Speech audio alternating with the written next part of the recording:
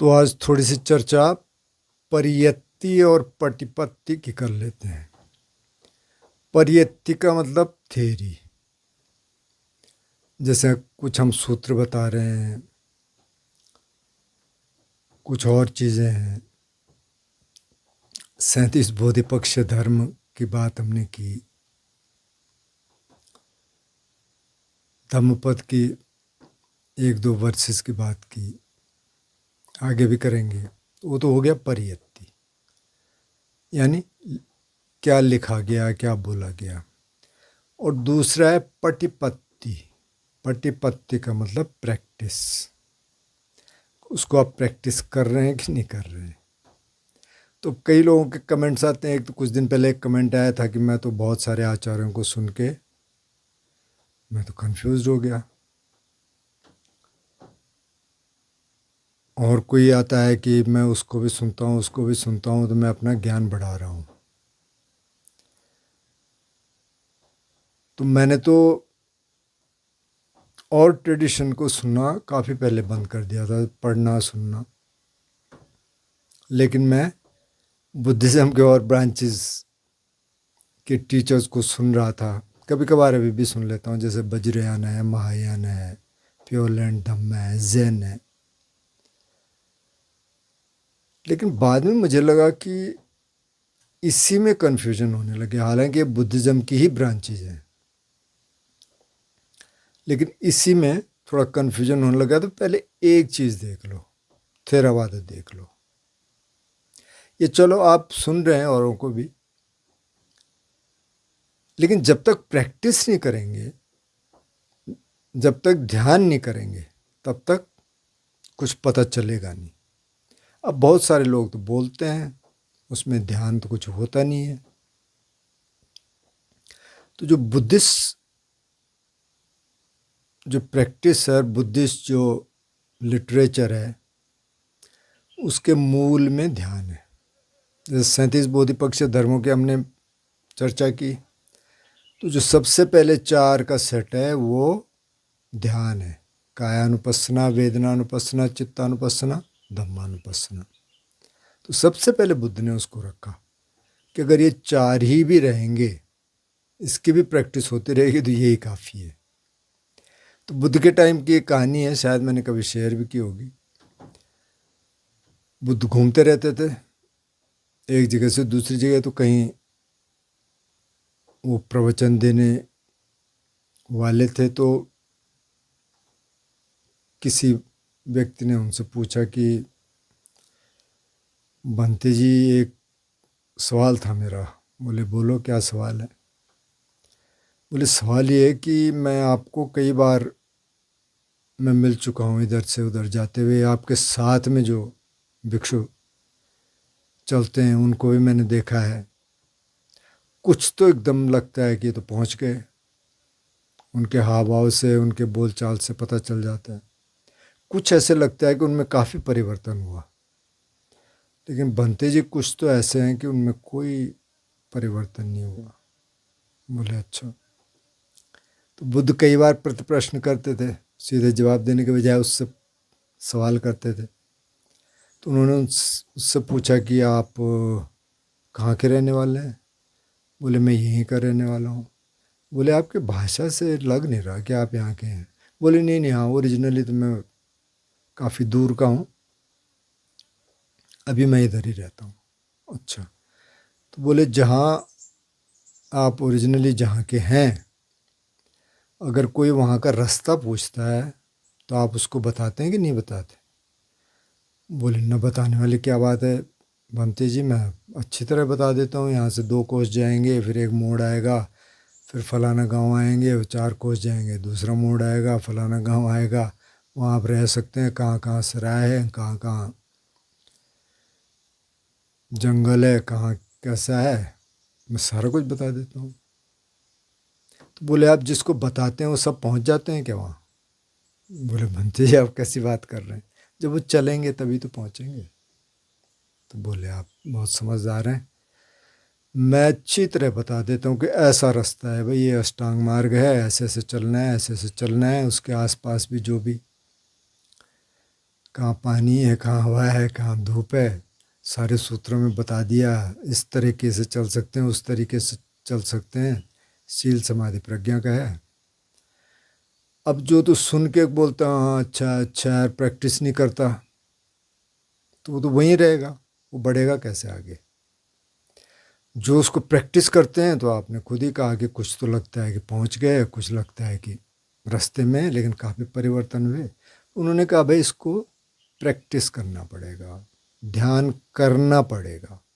अब बहुत सारे लोग सुन लेते हैं कमेंट से पता चलता है हमें ये दुख है, हमें वो दुख है, तो भाई ध्यान करो। और कैसे ध्यान कर लें? तो ध्यान है ही दुख के लिए। भाई बुद्ध तो दुख से ही शुरू करते हैं ना, कि दुख है जीवन में और इस दुख से बाहर निकलने का रास्ता है, अगर आप उस रास्ते का चुनाव करें तो। उसमें आपको ध्यान करना पड़ेगा, शील पालने पड़ेंगे। 5 शील हैं, हत्या नहीं करेंगे, चोरी नहीं करेंगे, व्यभिचार नहीं करेंगे, झूठ नहीं बोलेंगे, नशा नहीं करेंगे। काफ़ी सारी चीज़ें इससे ठीक हो गई। अब जब दुखी हैं तो आप ध्यान करिए। अगर मानसिक दुख है तो उसमें ख़ास तौर पे, वो हमारे एजुकेशन सिस्टम में तो ये कुछ है नहीं कि जब आप किसी ऐसी स्थिति में हों कि जब आप ठीक से काम में नहीं कर पा रहे, मानसिक दुख है। आजकल नौजवानों में बहुत सारी चीज़ें हैं, ब्रेकअप हो गया किसी का, कैसे उसको डील करें, और चीज़ें होगी कैसे डील करें, कंपटीशन की तैयारी कर रहे, उसमें निकल नहीं पा रहे, कैसे डील करें। तो अगर आप ध्यान करेंगे तो आपको इन सारी चीज़ों से डील करने में आसानी होगी, लेकिन ध्यान करना पड़ेगा। अब इस आचार्य को सुन लें, उसको सुन लें, ये कर लें, वो कर लें, उससे नहीं होता। वो ठीक है, सुन लें, पहले सुनेंगे तो तभी पता चलेगा, लेकिन ये करके होगा। ध्यान करें, और अगर समय नहीं है, मतलब समय तो सबके पास होता है, अगर आप अपना फ़ोन देखें कितना चलाया आज दिन, तो आपको लगेगा कि 3 4 5 घंटे तो फ़ोन ही चला लिए। तो कम से कम 20 मिनट बैठ जाएं, पहले 10 से शुरू करें। इस चैनल पे भी हैं ध्यान के गाइडेड मेडिटेशन, और जगह भी मिल जाएंगे। और ध्यान करें, अगर समय मिले 10 दिन का, तो एक 10 दिन का विपස්සना कोर्स कराइए। तो उससे क्या होगा, आपके पास टूल रहेगा। अब जैसे पढ़ाई वाले लोग हैं जो पढ़ाई कर रहे हैं, तो पढ़ाई में फोकस अच्छा हो जाएगा। क्यों हो जाएगा? पढ़ाई क्यों नहीं हो पाती? क्योंकि बहुत सारे डिस्ट्रैक्शंस आते हैं। आप इधर पढ़ाई कर रहे हैं, तब तक दिमाग में कुछ और आ गया, कुछ और आ गया, आपका दिमाग उधर चला गया। तो अभी आपको पता चल गया कि कैसे फोकस करना है। ध्यान से वो आपको समझ आएगा। दुख आ गया, स्ट्रेस आ गया, तो इससे कैसे डील करना है। तो धीरे धीरे अगर आप ध्यान में थोड़ा सा भी इस्टेब्लिश हो जाएं, तो ये चीज़ें बहुत आसान हो जाएंगी। कहीं आप जॉब कर रहे हैं, बॉस खराब है, ठीक से बात नहीं करता, वहाँ क्या करेंगे आप? क्योंकि अगर आप कूदेंगे, या अगर आप अपने ऊपर गुस्सा करेंगे या उसके ऊपर गुस्सा करेंगे, नुकसान तो आपका है, क्योंकि वो हार्मफुल केमिकल्स आपके शरीर में जा रहे हैं, हानिकारक। अगर आप ध्यान करते हैं तो उसका उल्टा होता है, हैप्पी केमिकल्स, जो अच्छे रसायन हैं, वो आपके शरीर में जाते हैं। तो काफ़ी सारी चीज़ें तो उससे ठीक हो जाती हैं। लेकिन अब फिर से ये है कि अगर आपने ध्यान करना शुरू किया, आपने कहा 10 मिनट कर लिया, हफ्ते 2 हफ्ते कर ले, इससे तो कुछ हुआ नहीं। नहीं, लगातार करना पड़ेगा, और धीरे धीरे ये आपका हैबिट पैटर्न बन जाएगा कि यार बिना ध्यान के तो मैं नहीं रह सकता, रह सकती।